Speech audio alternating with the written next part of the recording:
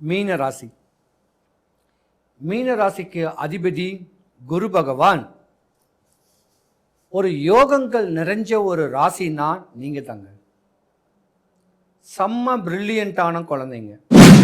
ஆனா படிச்சுக்கிட்டு இருக்கும் போதே, வெளிநாடு வெளி தேசத்தில் இருக்கும்போதோ இல்லை உள்ளூருக்குள்ள நல்ல ஒரு காலேஜ் படிக்கும்போதோ ஒரு காதல்னு ஒன்று வரும். அது பிளாப் ஆகிடும். அந்த காதலனே தான் உங்களுக்கு எதிரியாகவே இருப்பான். உங்கள் வாழ்க்கையில் முற்றுப்புள்ளி வைக்கக்கூடிய தருணத்தில் இருந்திருந்தா கூட கவனம் செலுத்தணும். உங்கள் ஆரோக்கியம் குன்றக்கூடிய தருணம் மாதிரி நடக்கக்கூடிய நேரமும் இது சரியில்லை. இந்த வருடம் ஜென்மத்தில் சனி பகவான் எனக்கு ப்ராப்ளமாக இருக்குது, நோயாக இருக்குது, கடனாக இருக்குது, கஷ்டமாக இருக்குது, நஷ்டமாக இருக்குது, குடும்பத்தில் சிக்கல் இருக்குன்னா உங்கள் சுய ஜாதகத்தை ஒரு ஜோதிடத்தை கொடுத்து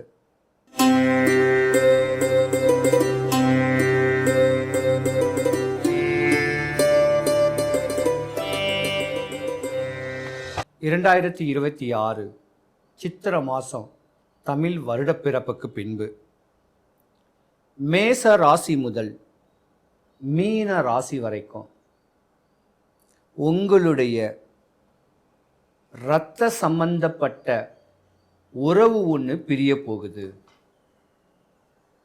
கவனம் தேவை 12 ராசிக்காரர்களும். மீன ராசி.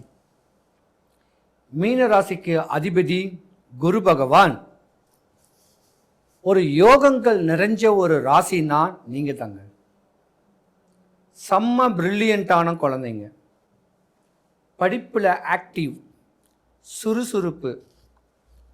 பல பேர் டாக்டரேட் படிக்கணும், பல பேர் டாக்டர் சம்பந்தப்பட்ட படிப்பு படிக்கணும், இல்லைன்னா அரசு சம்பந்தப்பட்ட வக்கீல் தொழில் LLB படிக்கணும், இல்லைன்னா கலைத்துறையில் பிரகாசிக்கணும். நிறைய பேர் ரியல் எஸ்டேட் பண்ணணும், ஃபினான்ஸ் பண்ணணும், பணத்தை ரெட்டிப்பாக்கணும், சம்பாதிக்கணும் கேட்குற வெறி உடையவங்க இந்த ராசிக்காரங்க தான். ஏன்னா குரு பகவான், சனி பகவான், புதன் பகவான் 3 பேருடைய தன்மை உடைய ஒரு அமைப்பு. தன்னுடைய முகமலர்ச்சி உடையவங்க. நிறைய பேர் சின்ன பையனாக தான் இருப்பீங்க. அதாவது தாய்க்கு இளைய மகனாக தான் இருப்பீங்க. கொஞ்சம் உடல் பருத்த தேகமாக இருக்கும், ஆணாக இருந்தாலும் பெண்ணாக இருந்தாலும். கள்ளங்கவடம் இல்லாத ஒரு படிப்பு, உடம்பு தன்மைகள் நிறையவே இருக்கும். கஷ்டப்பட்டு, இஷ்டப்பட்டு, கருமாயப்பட்டு, கீழே விழுந்து மேலே விழுந்து கஷ்டப்பட்டு படித்த ஜாதகம் நீங்கள். பூர்வீக சொத்து, முன்னோருடைய அனுகிரகம், தாய் தகப்பனுடைய அனுகிரகம், ஒரு அன்பு பண்பு எல்லாமே உங்களுக்கு பரிபூர்ணமாக இருக்குதுங்க. ஆனால் படிச்சுக்கிட்டு இருக்கும்போதே, வெளிநாடு வெளி தேசத்தில் இருக்கும்போதோ இல்லை உள்ளூருக்குள்ள நல்ல ஒரு காலேஜ் படிக்கும்போதோ ஒரு காதல்னு ஒன்று வரும். அது பிளாப் ஆகிடும். அந்த காதலனே தான் உங்களுக்கு எதிரியாகவே இருப்பான். உங்கள் வாழ்க்கையில் முற்றுப்புள்ளி வைக்கக்கூடிய தருணத்தில் இருந்திருந்தா கூட உங்களுடைய தன்மை ஒரு ஒரு குத்துமதிப்பாக ஒரு 25, ஒரு 30 வயசு, 35 வயசுக்கு மேலே தான் உங்கள் தகப்பனுக்கும் உங்களுக்கும் ஆகாது. 35, 40 வயசுன்னு வச்சுக்கோங்களேன். 40 வயசுலேருந்து 50 வயசு வரும்போது உங்கள் அம்மாவுக்கு ஆகாது. 50 வயசுலேருந்து 55 வயசு வரும்போது உங்கள் அண்ணன் தம்பிக்கு உடம்புக்கு ஆகாது. இவங்கெல்லாம் பிரிவாங்க. அப்போ உங்களுக்கு தனிமையில் தான் நிறையா பிரச்சனைகள் வரும். அரசியலில் பிரவேசம் பண்ணணும்னு சொல்லக்கூடிய ஆசைகளும் இருக்கும், ஆண்டவனுக்கு தொண்டு செய்யணும்னு சொல்லக்கூடிய ஆசைகளும் இருக்கும்.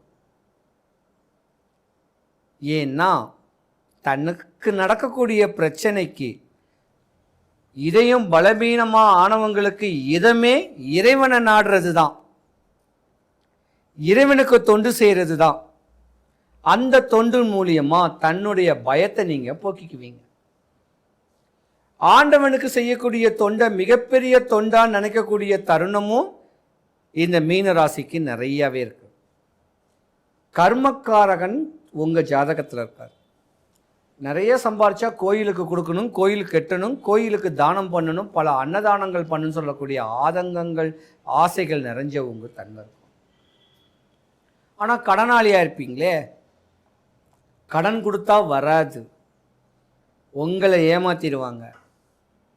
அதே போல் உங்களுடைய வளர்ச்சி பார்த்து உற்றார் சுற்றார் விடக்கூடிய பெரும் மூச்சு.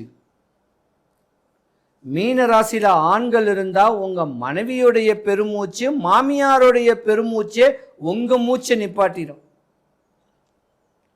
மீன ராசியில் பெண்கள் இருந்தால் உங்கள் கணவனுக்கும் உங்கள் மாமியாருக்கும் ஆகாது.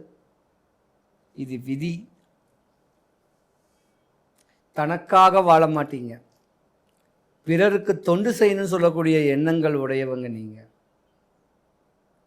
ஆனால் மன்னவனை போல வாழணும்னு உள்ள ஆசைகள் இருக்கும், உயர்ந்த குறிக்கோள் இருக்கும்.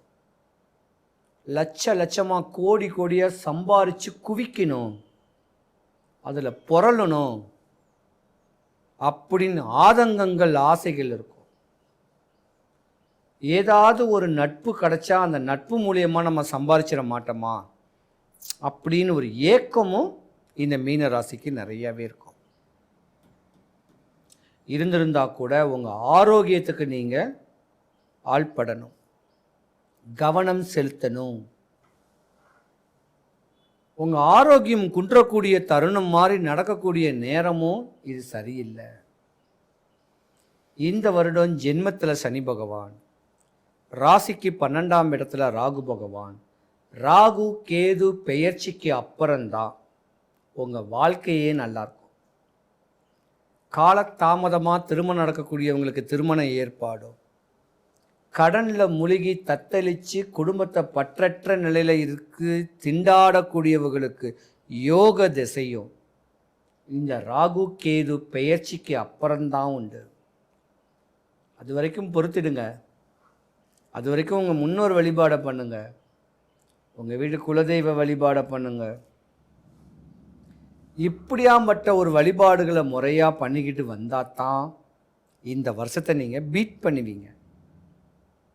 இல்லை எனக்கு ப்ராப்ளமாக இருக்குது, நோயாக இருக்குது, கடனாக இருக்குது, கஷ்டமாக இருக்குது, நஷ்டமாக இருக்குது, குடும்பத்தில் சிக்கல் இருக்குன்னா உங்கள் சுய ஜாதகத்தை ஒரு ஜோதிடத்தை கொடுத்து, ஒரு நல்ல ஜோதிடத்தை கொடுத்து அலசி ஆராய்ஞ்சு அதில் என்ன நடக்குதுங்கக்கூடிய தன்மையை பார்த்து பக்குவம் பண்ணிக்கிங்க. இல்லை மேற்படி சொன்ன பரிகாரத்தை வல்லக்கோட்டை முருகன் கோயிலில் போய் செய்யுங்க, உங்கள் குறையெல்லாம் தீந்துடும்.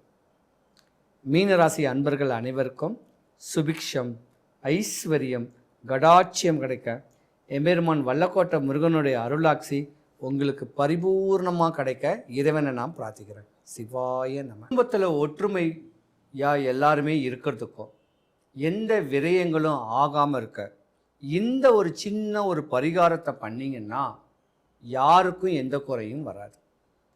சென்னை தாம்பரத்துக்கு மிக அருகில் இருக்கக்கூடிய வல்லக்கோட்டை முருகன் கோவில். இந்த கோயிலுக்கு ஒரு 5 வாரம் வரேன்னு வேண்டிக்கிங்க. வாரம் போகிறதுக்கு முன்ன ஒரே ஒரு சேவல் வாங்கி உங்கள் வீட்டு வாசலில் கட்டி போட்டு தீனி போடுங்க. 5ஆவது வாரம் அந்த சேவலை எடுத்துட்டு கோயிலுக்கு கொண்டு போயிட்டு கோயில் அதிகாரிகள் கிட்டையாவது கோயில் குருக்கள் கிட்டையாவது கேட்டு, நான் இந்த மாதிரியான ஒரு பரிகாரத்தை இந்த கோயிலுக்கு இந்த சேவலை நியமிச்சு விடுறேன் அப்படின்னு கேட்டிங்கன்னா அவங்க ஒரு வழிபாடை ஒன்று சொல்லுவாங்க.